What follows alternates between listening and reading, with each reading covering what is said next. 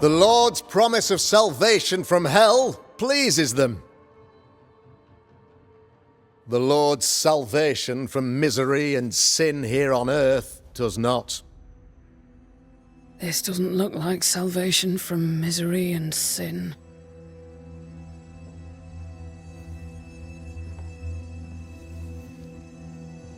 The wicked pray for deliverance from the fires of hell, while piling the kindling high.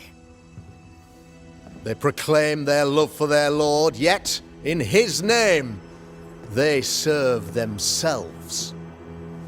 Their self-regard crumbles in the light of their hateful iniquities.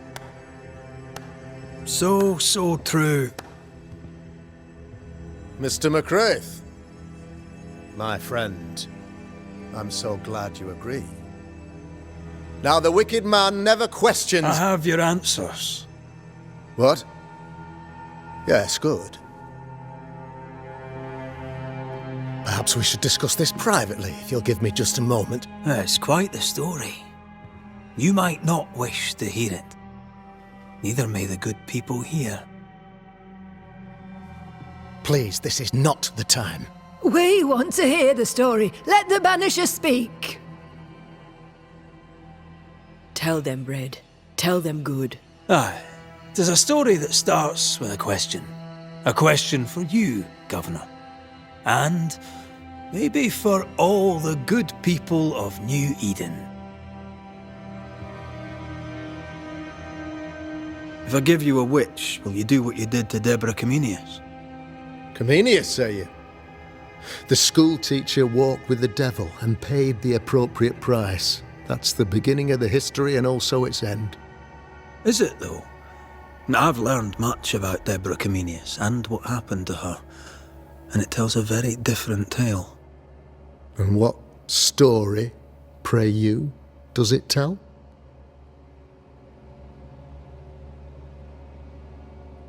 It tells the story of a man, a latter-day King Solomon.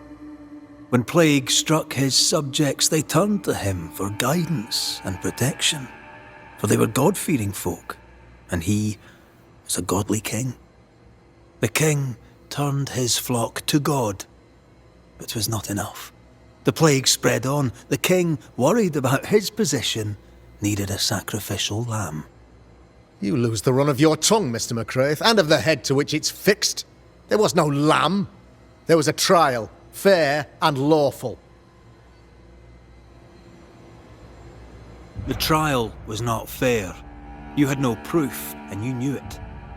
Credible witnesses gave believable testimony, sir. Witnesses like Gibbs, who pressured you into a guilty verdict to avoid being suspected of witchcraft yourself. There was pressure, I'll not deny it. But I did what I did to protect the colony. It was a difficult time. The picture of yourself that you hold in your mind is that of a great occultist. To repel the devil, the wise and fearless man must learn the Black Spy's tricks. Do you then consider yourself a true demonologist? In order that a war be just, 3 things are necessary. Firstly, the authority of the sovereign. Secondly, a just cause. Thirdly, a rightful intention. Aye, the Summa Theologiae of St. Thomas Aquinas, a classic quote from which you have conveniently omitted an important detail. To wit, a just cause is required, namely that those who are attacked should be attacked because they deserve it on account of some fault. Have you ever wondered what lies beyond the veil, past the hem, beyond the invisible? Have you ever heard of the Araloo? What gibberish is this? No? Your good friend Etienne Roulet did not, it seems, deign you worthy of his secrets. Never mind. You're a pompous coward, fearful of anyone different, as human as that is. There must be a man to judge, or there is no order. A man to make the judgment, and a man to enforce it. Of all people, you know this. I live and let live. I choose only for the dead. I choose for the living. These people are sinners, sir, and must be led back to the light. This is my mandate, my duty. What do you really want, Governor? I wish only to serve. I am the trusted servant of the good people of New Eden. Without me, they're lost.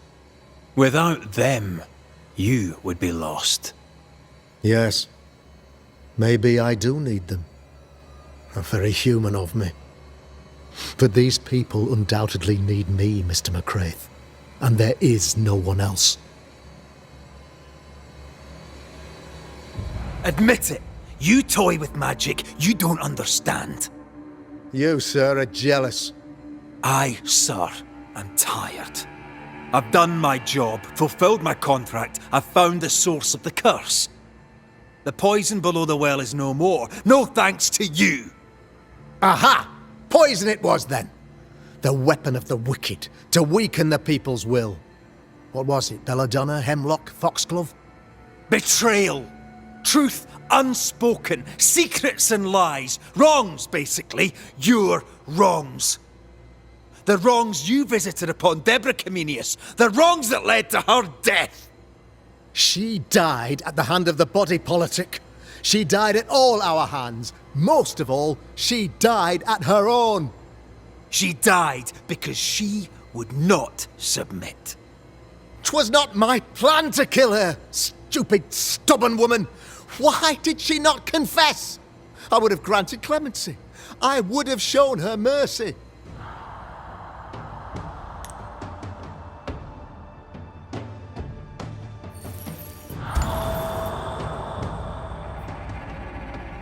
You had the power to stop the madness, but instead you chose to let it run all the way to its barbaric conclusion.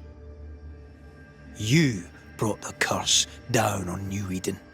Then you called we Banishers in to fix your mistake. You boast of your knowledge of demons and spirits, but in truth, you master nothing. You're a peacock. All show and no meat. I'm not here today to bring justice.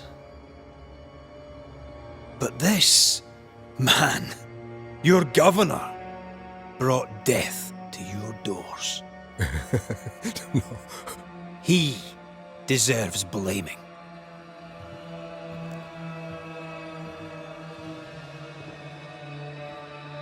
And shame on me if I don't do it. Hell's bells!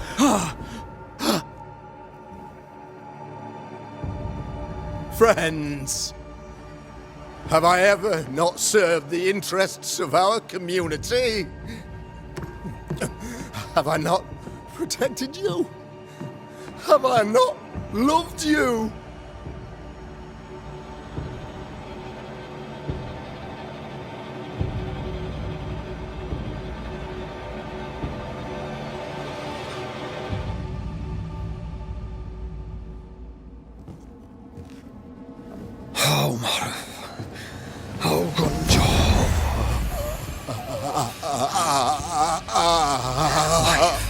To the living. Death to the dead.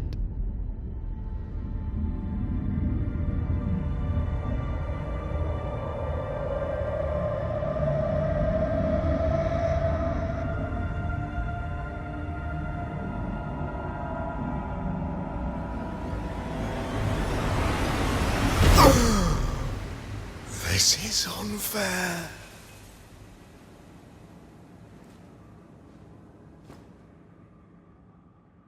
Is the evil gone for good? Far from it. Then who will protect us?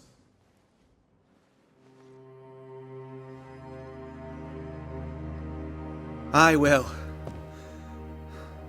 While Mr. McCraith fights the curse of New Eden,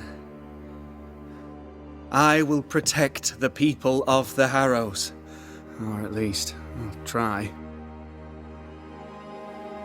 Now let's all return to our homes and pray for forgiveness and the strength to bear the consequences of our actions.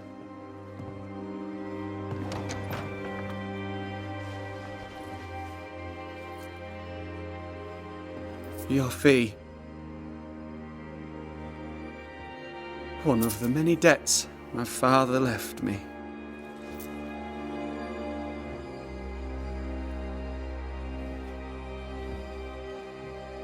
You'd best put your own debts first, young Master Haskell.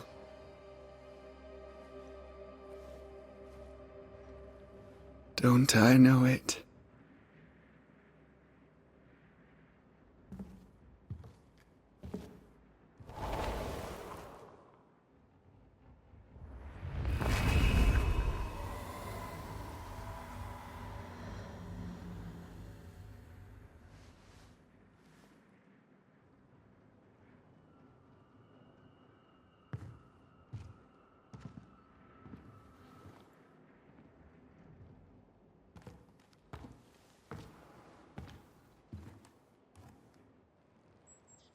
I hate this place.